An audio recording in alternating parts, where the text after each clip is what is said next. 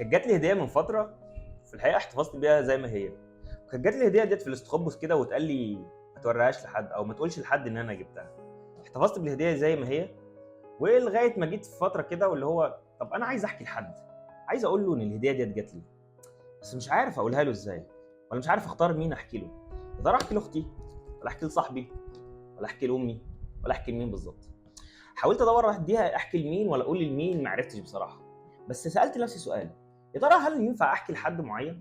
هل ينفع اختار حد من وسط الناس دي كلها احكي له؟